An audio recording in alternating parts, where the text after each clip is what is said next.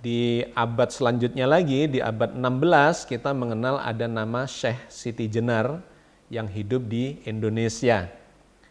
Di mana Syekh Siti Jenar ini dikenal dengan pemikiran tasawuf yang mengembangkan dari wahdatul wujud menjadi sebuah konsep yang disebut sebagai manunggaling kawula lan Gusti.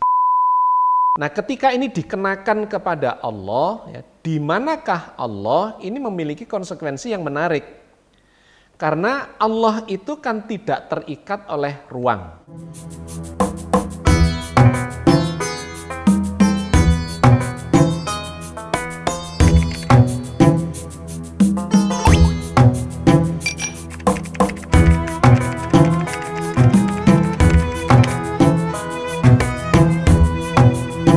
Assalamualaikum warahmatullahi wabarakatuh. Alhamdulillah, wassalatu wassalamu ala rasulillah, la haula wa la quwata illa billah. Sahabat cangkir tasawuf, alhamdulillah kita berjumpa lagi di episode yang ke-74. Kita mensyukuri segala karunia Allah yang telah diberikan pada kita semua. Khususnya kita masih punya kesempatan untuk terus menggali hikmah dari dalam Al-Quran Al-Karim, kitab suci kita, kitab petunjuk yang dijamin kebenarannya oleh Allah, dan kemudian menjadi warisan yang paling otentik dari Rasulullah Sallallahu Alaihi Wasallam. Mudah-mudahan kita terus dalam bimbingan Allah sehingga kita bisa mendapatkan hikmah-hikmah yang bermanfaat untuk mendekatkan kita ya, semakin dekat kepada Allah Azza wa Jalla, dan dalam akhir hayat kita, mudah-mudahan kita mencapai puncak spiritualitas terbaik kita, menghadirkan Allah dalam seluruh horizon kesadaran kita. Amin ya rabbal alamin. Sahabat sekalian, di episode kali ini kita akan mengangkat tema kajian terkait dengan buku saya yang berjudul Bersatu dengan Allah. Ini adalah salah satu buku saya yang dianggap kontroversial. Dari 60-an judul buku yang sudah saya tulis, sebenarnya sudah saya tulis pada tahun 2005, tetapi cetak ulang terus sampai sekarang lebih dari 20 kali sudah cetak ulang karena menjadi kajian-kajian yang menarik di berbagai kalangan dan komunitas atau pemikir Islam. Di mana Senin yang lalu dalam minggu ini kita sudah mendengarkan buku ini dibacakan ya dalam program audiobook. Sebagaimana kita tahu dalam seminggu kita punya 3 kali program ya, 3 macam program. Hari Senin kita punya audiobook yang membacakan buku-buku saya sebagai rujukan dari kajian-kajian saya lainnya. Pemikiran-pemikiran saya yang ada di dalam buku serial Diskusi Tasawuf Modern itulah yang kemudian kita tuangkan dalam berbagai kajian. Di antaranya di channel YouTube kita ini Rabu kita angkat dalam bentuk kajian Islam futuristik dengan stressing penegasan pada sisi saintifiknya. Dan hari Jumat seperti ini kita punya kajian cangkir tasawuf yang lebih menyoroti, lebih fokus mengkaji sisi ketauhidannya. Jadi kalau Anda ingin tahu pemikiran utuhnya itu ada di bukunya. Tetapi kajian-kajian cuplikannya dan stressing-stressingnya itu ada di kajian Islam futuristik dan cangkir tasawuf. Oke, dalam minggu ini dan mungkin beberapa episode ke depan kita akan mencoba mengeksplorasi, mencuplik beberapa bagian dari buku Bersatu dengan Allah yang ini dianggap kontroversial oleh sejumlah pemikir Islam di Indonesia maupun di luar negeri. Sahabat sekalian, ketika kita bicara tentang ketauhidan dan khususnya buku Bersatu dengan Allah, maka ini mengingatkan kita kepada beberapa pemikiran yang sudah berkembang sejak abad ke-9. Ada nama-nama yang terkait dengan ketauhidan yang mendalam ini, diantaranya adalah Al-Halaj, ya, Husain bin Mansur Al-Halaj yang hidup di abad ke-9 dan 10 di Baghdad. Kita pernah membahas ini sebagiannya ya. beliau dikenal dengan statementnya ana al-haq yang menuai kontroversi juga. Kemudian dilanjutkan pemikiran itu dikembangkan ya pada abad ke-12 dan 13 oleh seorang ilmuwan ya pemikir Islam yang hidup di Eropa, di Spanyol, lahir di Eropa, di Spanyol dan kemudian meninggal di Maroko, yaitu Ibnu Arabi, di mana beliau mengarang buku ratusan ya, sekitar 300-an judul buku, sangat produktif. Dan salah satu yang sangat terkenal dari beliau adalah pemikiran ketauhidannya yang dikenal sebagai wahdatul wujud, yang gemanya itu sampai sekarang menjadi kajian-kajian yang menarik di dalam kalangan pemikir Islam. Dan yang ketiga, di abad selanjutnya lagi, di abad 16 kita mengenal ada nama Syekh Siti Jenar yang hidup di Indonesia, di mana Syekh Siti Jenar ini dikenal dengan pemikiran tasawuf yang mengembangkan dari wahdatul wujud menjadi sebuah konsep yang disebut sebagai manunggaling kawula lan Gusti. Sahabat sekalian, ketiga pemikiran Islam tentang ketauhidan ini menjadi kajian-kajian yang sangat menarik dan diantaranya menjadi inspirasi bagi saya untuk menulis buku Bersatu dengan Allah. Saya tidak sepenuhnya sependapat dengan pemikiran-pemikiran mereka ya tentang ana al-haq, di mana Al-Halaj mengatakan aku adalah kebenaran. Ya, saya mencoba memahami bahwa beliau sedang mengalami ekstase dan mengatakan bahwa ana al-haq itu adalah kebersatuannya Al-Halaj dengan Allah saat mengucapkan itu. Yang ini perlu diklarifikasi karena bisa menimbulkan kesalahpahaman ya. Maka buku ini bagian dari klarifikasi itu. Yang kedua tentang wahdatul wujud yang dikemukakan oleh Ibnu Arabi, itu juga memunculkan kontroversi karena beliau mengatakan bahwa seluruh keadaan atau seluruh keberadaan jagat raya ini sesungguhnya tidak dipisahkan atau tidak bisa dipisahkan dari eksistensi Allah. Menyatu keberadaannya. Cuman menyatunya antara makhluk dengan Khalik ya, dengan Allah dengan makhluknya itu seperti apa? Nah, itu yang memunculkan kontroversi sehingga perlu diklarifikasi. Yang ketiga adalah konsep manunggaling kawula lan Gusti yang dikemukakan oleh Syekh Siti Jenar.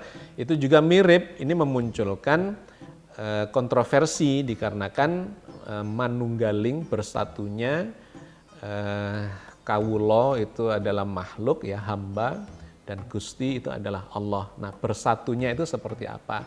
Ini yang perlu diklarifikasi. Maka saya melakukan klarifikasi itu secara runtut dan sistematis dengan berdasarkan pada ayat-ayat Al-Quran, karena ini menjadi rujukan yang tidak tergoyahkan ketika kita mengkaji agama ini, khususnya yang terkait dengan ketauhidan. Di dalam Al-Quran ada ribuan ayat tentang ketauhidan itu. Separuh kira-kira dari isi Al-Quran yang 6.236 ayat itu adalah cerita tentang ketauhidan. Selebihnya barulah cerita tentang sejarah, tentang fikih, tentang sains, tentang teknologi dan sebagainya dan sebagainya. Oke, sahabat sekalian. Saya ingin memulai kajian kita tentang buku Bersatu dengan Allah ini dengan pertanyaan yang kemudian menjadi judul dari kajian kita ini. Di manakah Allah dan di manakah makhluk? Karena dari seluruh kajian tentang tiga tokoh tadi, dari tiga tokoh itu sesungguhnya adalah berusaha untuk menjelaskan posisi antara makhluk dengan Khalik, antara hamba dengan Tuhannya. Ini yang memunculkan perdebatan karena ada dua kelompok yang sangat berbeda ya secara diametral, kontroversi di radikal sebelah kanan dan radikal sebelah kiri. Yang satu mengatakan bahwa Allah dan makhluk atau sang pencipta dan makhluk itu adalah terpisah. Terpisah tidak sama ya. seakan-akan ekstrimnya digambarkan Tuhan di sini, makhluk di sana. Itu pendapat yang pertama. Yang kedua adalah pendapat yang mengatakan bahwa Allah itu, Tuhan itu sebagai pencipta itu meliputi segalanya, termasuk makhluk itu berada di dalam dirinya. Sehingga memunculkanlah efek atau kesimpulan ya, bahwa antara makhluk dan Tuhan itu tidak bisa dipisahkan. Karena makhluk itu berada di dalam Tuhan, yang kemudian ini muncul dalam bentuk statement-statement yang bisa memunculkan kontroversi. Nah, di dalam kelompok yang kedua yang mengatakan bahwa antara Tuhan Sang Pencipta dengan makhluk yang tidak terpisah itu, muncullah statement-statement yang kemudian kontroversial. Karena kebersatuan antara makhluk dengan Tuhannya itu, Al-Halaj mengatakan ana al-haq, karena sebagai makhluk dia merasa berada di dalam Tuhan, baik dalam konteks physically maupun kesadarannya. Nah, yang kedua wahdatul wujud, sama juga Ibnu Arabi mengatakan bahwa yang ada ini ya Allah, selebihnya makhluk itu adalah bagian ya berada di dalam eksistensi Allah. Termasuk juga manunggaling kawula lan Gusti, bahwa kawula dengan Gusti itu sebetulnya satu kesatuan yang tidak terpisahkan. Nah, ini memang kemudian memunculkan perdebatan panjang dan saya ingin menjadi bagian untuk melakukan klarifikasi itu. Oke. Sahabat sekalian, saya jadi teringat kepada apa yang diajarkan oleh ayah saya. Karena guru saya yang paling utama berpuluh tahun, sekitar 30 tahun, saya belajar sama beliau sejak tahun 60-an sampai meninggalnya beliau tahun 90 ya. Beliau adalah seorang mursyid tarekat yang di zamannya itu menjadi Dewan Pembina Partai Tarekat Islam Indonesia ya, di zaman Bung Karno. Beliau adalah Syekh Jabri Karim yang lahir tahun 1900 dan wafat pada tahun 1990, jadi pada usia 90 tahun. Saya lahir di 1963. Ketika beliau sudah berusia 63 berarti.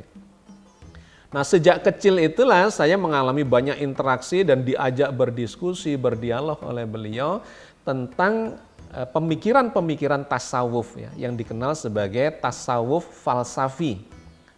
Sejak kecil beliau menstimulasi saya, bahkan memprovokasi saya untuk memahami Allah itu di mana.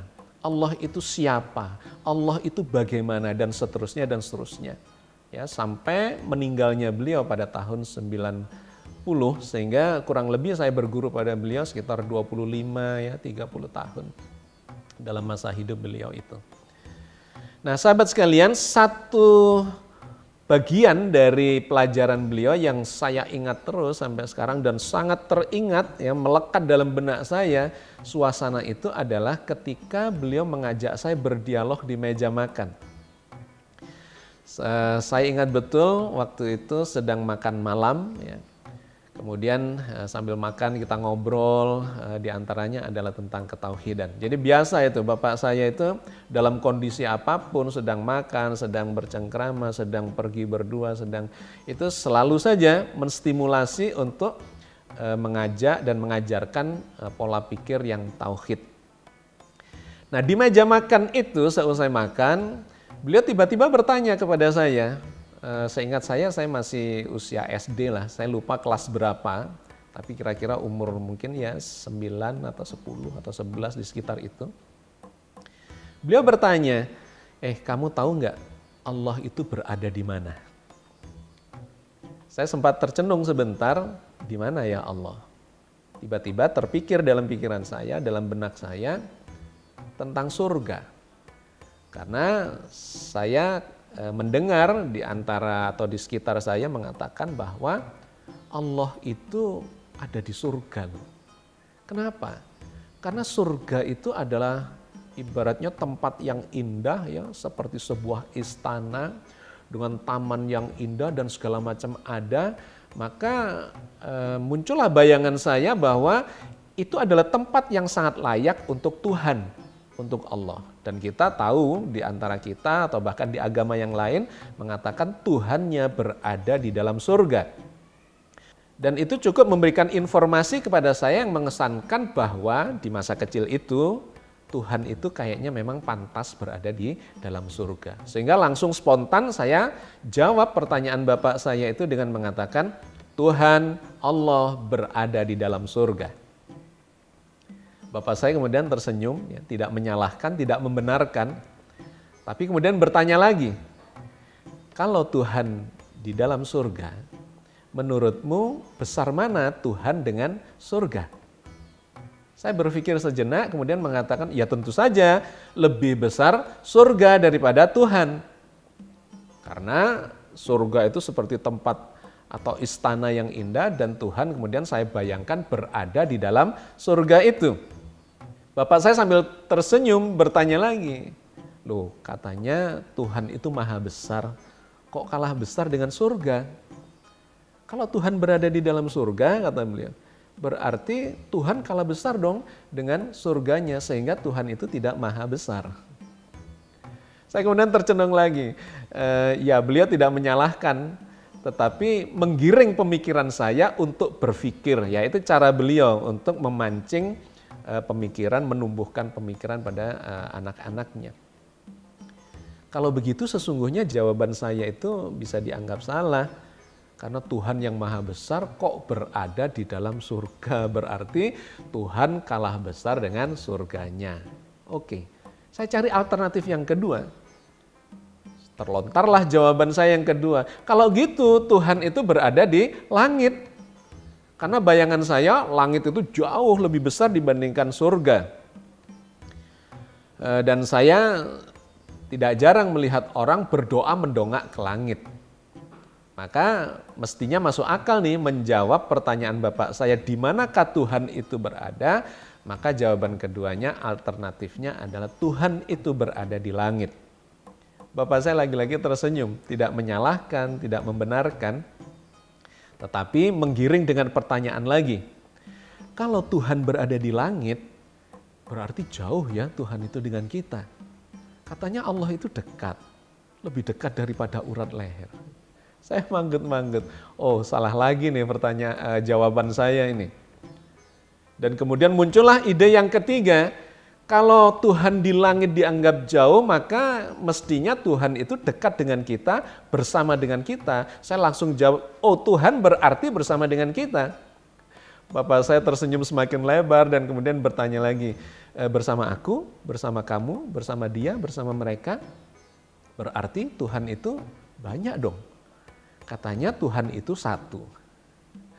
Wah ini luar biasa ya diskusi yang terjadi di usia saya kira-kira masih 10 tahunan tetapi sudah mengkaji suatu filsafat yang sangat mendalam tentang ketauhidan itu. Dan menariknya bapak saya tidak melakukan indoktrinasi atau dogmatis ya cara menyampaikannya, melainkan mengajak saya berpikir. Nah dengan 3 pertanyaan itu kemudian saya menyerah kepada beliau karena tidak mampu menjawab secara benar seperti yang diharapkan oleh bapak saya.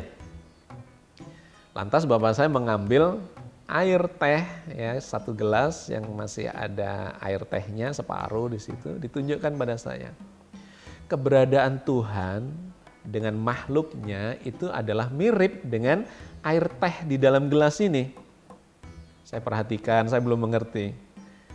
Kamu tahu nggak warnanya ini apa? Ya warnanya coklat kekuningan, saya bilang. Kamu tahu nggak asalnya warna coklat kekuningan dari air teh yang di dalam gelas ini dari mana? Tentu saja itu adalah dari air bening, air putih kita menyebutnya yang dicelupi dengan daun teh. Kemudian jadilah dia berwarna coklat kekuningan itu. Karena saya melihatnya ibu saya kalau membuat teh ya begitulah. Nah beliau kemudian bertanya, sekarang kamu bisa nggak membedakan antara air putih, air jernih itu dengan warna tehnya? Saya bilang nggak bisa, karena sudah bercampur menjadi satu. Nah, bapak saya kemudian mengatakan, nah begitulah keberadaan antara Tuhan, ya Allah, dengan makhluknya sudah tidak bisa dipisahkan lagi antara Tuhan dengan makhluk, Sang Pencipta dengan yang diciptakan, seperti tidak bisa dipisahkannya antara warna air dengan warna teh yang kecoklatan itu. Saya manggut, nggak ngerti. Jadi luar biasa ini diskusi pada usia itu. Nah, tetapi apa yang terjadi pada saya sangat penasaran dengan dialog itu dan ingat sampai sekarang, padahal itu sudah terjadi ya sekitar ya, tahun 60-an. Dimana sekarang saya usia sudah 57 ya. Jadi sudah 50 tahun, hampir 50 tahun yang lalu, tetapi itu sangat teringat di dalam benak saya. Dikarenakan provokasi itu, maka kemudian saya menjadi penasaran, sebetulnya Allah itu di mana ya? Sebetulnya posisi Allah dengan kita itu seperti apa? Dan itu kemudian menjadikan saya kepikiran terus sampai SMP, SMA, kuliah, dan ketika kuliah itulah saya kemudian bertemu dengan beberapa orang dosen pengajar saya yang memiliki pemikiran-pemikiran secara saintifik yang lebih bisa dijelaskan secara logis, secara rasional, analitik, empirik, sehingga bagi seseorang yang menggunakan akalnya ya, kritis, itu menjadi lebih bisa diterima. Nah, di saat usia mahasiswa itulah ketika saya berada di Yogyakarta, kuliah di Teknik Nuklir Universitas Gadjah Mada, saya mulai melakukan kajian-kajian yang lebih terstruktur, tersistematika, dan kemudian melakukan diskusi-diskusi dengan beberapa dosen saya yang kebetulan beliau adalah salah satunya nih, Insinyur Syahirul Alim MSc. Beliau itu adalah seorang hafiz Quran, seorang mubalik, tetapi sekaligus seorang ilmuwan. Jadi beliau itu mengajar 2 mata kuliah waktu itu kepada kami. Salah satunya adalah mata kuliah agama dan yang lainnya adalah mata kuliah kimia fisika, ya, kimia fisis.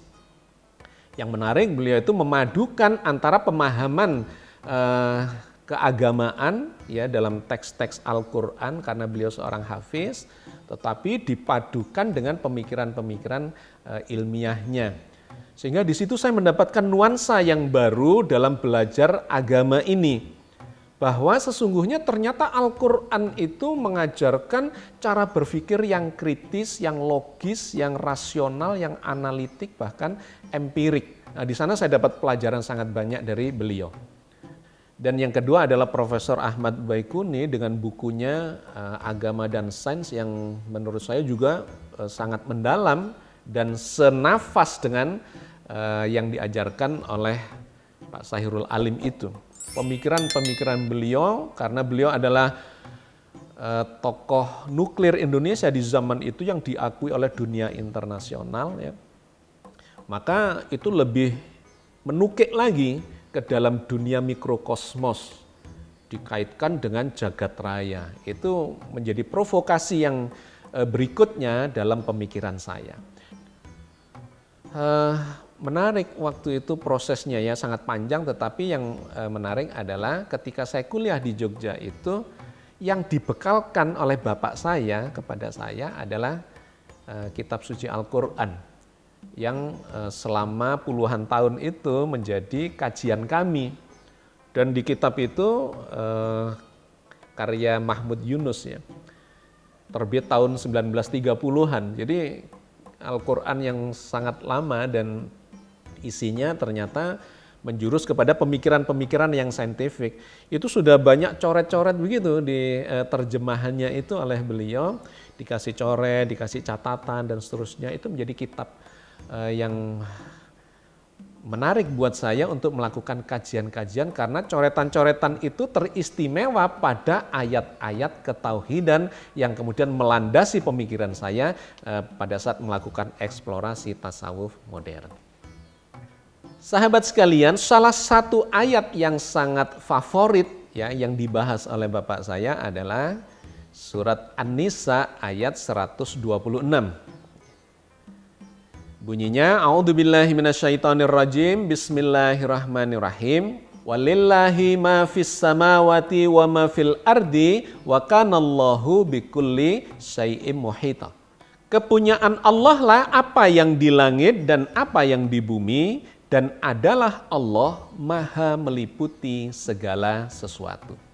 Ayat ini sebenarnya berulang kali sudah kami bahas ya, artinya Bapak saya mengajarkan kepada saya bahwa sesungguhnya langit dan bumi dan segala isinya, ya, walillahi ma fis samawati wa ma fil ardi, segala yang ada di langit dan segala yang ada di bumi itu adalah milik Allah. Ya.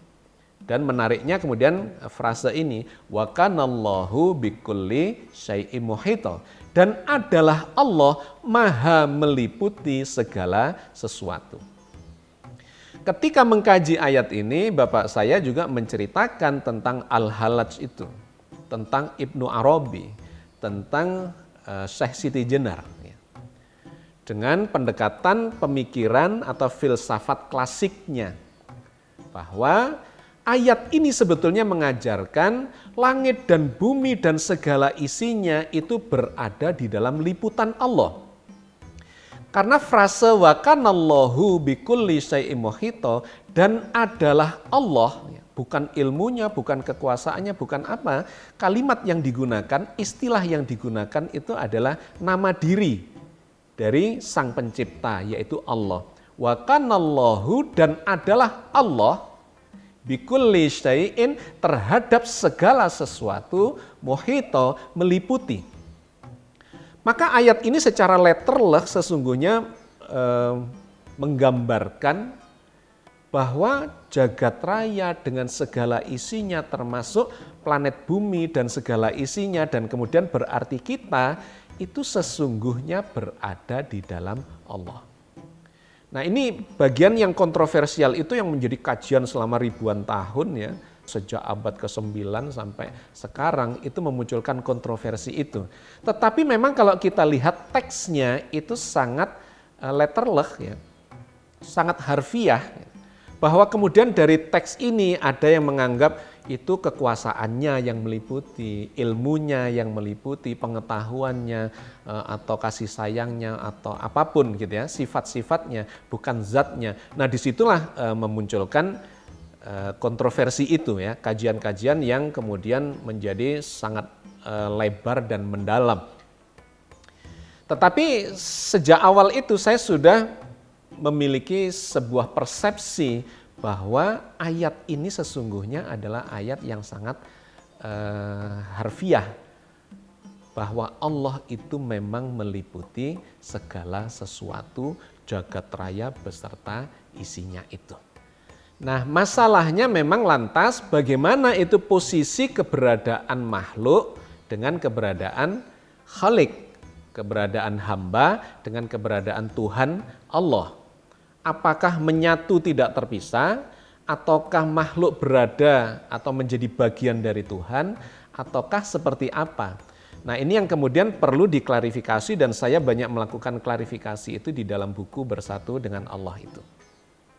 Di antaranya yang terkait dengan judul kita ini, di mana Allah, di mana makhluk. Ya.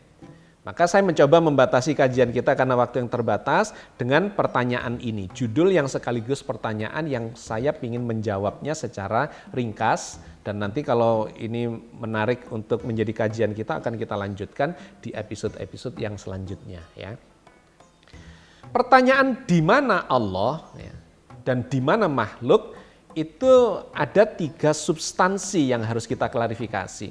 Yang pertama pertanyaan di mana, yang kedua Allah, yang ketiga makhluk ya. Ini harus kita definisikan dulu dengan baik, setelah itu barulah kita bisa membangun interrelasi antara ketiga faktor ini. Pertanyaan di mana itu memberikan arah kepada kita untuk menjawab secara ruang ya, secara jarak. Di manakah dia di situ? Di manakah Pak Agus ada di sana? Gitu ya. Terkait dengan ruang. Nah, ketika ini dikenakan kepada Allah, ya, di manakah Allah? Ini memiliki konsekuensi yang menarik. Karena Allah itu kan tidak terikat oleh ruang. Kalau kita kaitkan dengan ayat tadi itu dalam surat An-Nisa 126 itu, Allah itu justru meliputi jagat raya. Ya, di sana dikatakan dimulai dari walillahi ma fis samawati wa ma fil ardi wa kanallahu bikulli syai'in muhita. Langit dan bumi dengan segala isinya adalah milik Allah dan adalah Allah meliputi segala sesuatu yang ada di langit dan bumi itu. Nah, langit dan bumi ini ya, salah satu variabelnya adalah ruang, jarak bumi dengan matahari, jarak antar benda langit atau di dalam planet bumi ini jarak saya dengan Anda, jarak. Nah, ini berada di dalam Allah semua. Seluruh ruangan jagat raya dan seluruh jarak yang ada di dalamnya itu berada di dalam Allah. Maka ketika kita bertanya di mana Allah, itu menjadi tidak make sense. Kenapa? Karena pertanyaan di mana Allah atau di mana sesuatu itu adalah terkait dengan sesuatu yang kadang-kadang bisa di sini, bisa di situ, bisa di sana. Jadi benda misalnya, di manakah mobil itu di sini, artinya tidak ada di sana. Atau berada di sana, artinya tidak berada di situ. Ya, ini adalah benda atau makhluk yang berada di dalam jagat raya. Itu bisa dikenai pertanyaan di manakah benda itu. Tetapi kalau kemudian kita bertanya di manakah Allah, padahal Allah itu meliputi seluruh ruangan jagat raya ini, maka pertanyaan ini menjadi tidak relevan. Kenapa? Karena dalam waktu yang bersamaan Allah itu berada di sini, di situ, di sana, nun jauh di sana, atau jarak apapun yang sedang kita bahas, itu Allah sedang meliputinya. Karena itu, Bapak saya kemudian menggambarkan, melengkapinya dengan ayat yang lain, yaitu di dalam surat Al-Baqarah ayat 115, di mana Allah memfirmankan, kemanapun kalian menghadap, kita akan berhadapan dengan Allah. Walillahil masyriku wal maghribu fa ainama tuwallu fasamma wajhullah. Timur dan barat itu milik Allah. Kemanapun kalian menghadap, kalian sedang berhadapan dengan Allah. Jadi ayat ini melengkapi ayat yang pertama tadi.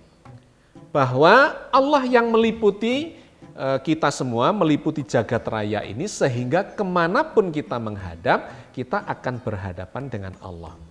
Maka kembali kepada pertanyaan tadi, di manakah Allah itu menjadi tidak relevan. Kenapa? Karena kemanapun kita menghadap, kita berhadapan dengan Allah. Apalagi Allah meliputi semuanya itu. Ya, meliputi semua itu langsung berada dalam waktu bersamaan di sini, di situ, di sana. Sehingga sekali lagi tidak relevan ketika kita bertanya di manakah Allah. Ya, satu. Yang kedua, lantas terkait posisinya dengan makhluk. Ya, maka kalau kita membagi eksistensi ya, secara spiritual itu kan cuma ada kholik dan makhluk, pencipta dan yang diciptakan. Siapa pencipta? Jawabannya jelas adalah Allah. Apa yang diciptakan adalah seluruh jagat raya beserta isinya. Di mana jagat raya itu, kata surat An-Nisa ayat 126, diliputi oleh Allah. Sehingga dijelaskan dalam surat Al-Baqarah 115 tadi, karena dia meliputi segalanya, maka kemanapun kalian menghadap, sesungguhnya kalian sedang berhadapan dengan Allah. Jadi secara physically, secara jarak, makhluk jagat raya beserta isinya dan termasuk kita ini sesungguhnya berada di dalam zat Allah. Diliputinya. Kalau diliputi itu artinya kita berada di dalam Dia. Jadi nggak make sense kalau Allah mengatakan meliputi, tetapi kemudian yang diliputi, sesuatu yang diliputi itu berjarak dengan Dia. Itu secara logika tidak masuk akal. Sesuatu yang meliputi sesuatu yang lain, pasti sesuatu yang lain itu berada di dalam sesuatu yang lebih besar itu.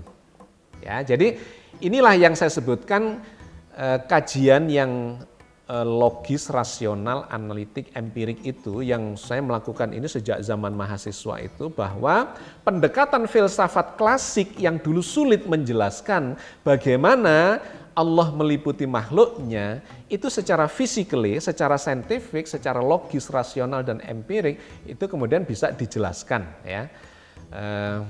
Dan ini kemudian lebih bisa diterima oleh akal kita. Bahwa Al-Quran, khususnya 2 ayat ini, dan kemudian nanti dijelaskan di ayat yang berbeda lagi, sesungguhnya Al-Quran itu menjelaskan bahwa memang makhluk itu berada di dalam Allah. Karena Allah itu maha meliputi, karena Allah itu maha besar. Kalau sampai ada sesuatu di luar dirinya, berarti Allah tidak maha meliputi. Dan yang kedua, berarti Allah tidak maha besar. Jadi nanti bertabrakan semua dengan sifat-sifat Allah yang maha mengetahui, maha berilmu, dan sebagainya. Ya.